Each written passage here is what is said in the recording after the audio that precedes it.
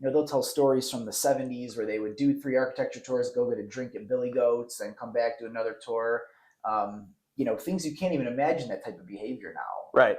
I mean, it's interesting to hear these stories. Actually the original Wendella was sank because a guy was driving a barge drunk down the river and hit it.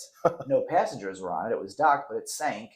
And I said, so what was what happened to this insurance? The company paid for it. And it was like, this was the 50s. Yeah.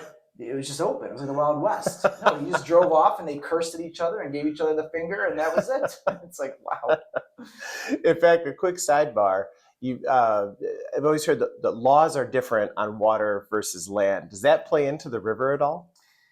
Yeah, I mean, not to get too technical because we can go on and on for we could have a whole other podcast about this, but the Chicago River is a federally navigable waterway. Okay. So federal law trumps local laws on the river.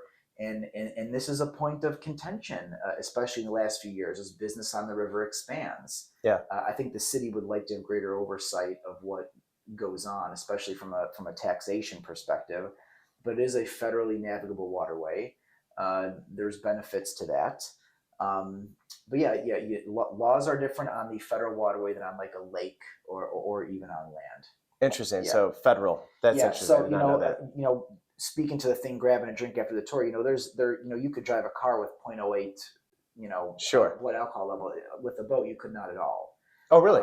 No, you cannot have even a drop of alcohol. If you blew on a breathalyzer or had an oral test, the slightest blood alcohol level would show up, and that'd be grounds for immediate termination, and your license would probably be terminated as well. Yeah, it's good to hear. I appreciate hearing there's a heightened safety on the water. Yeah.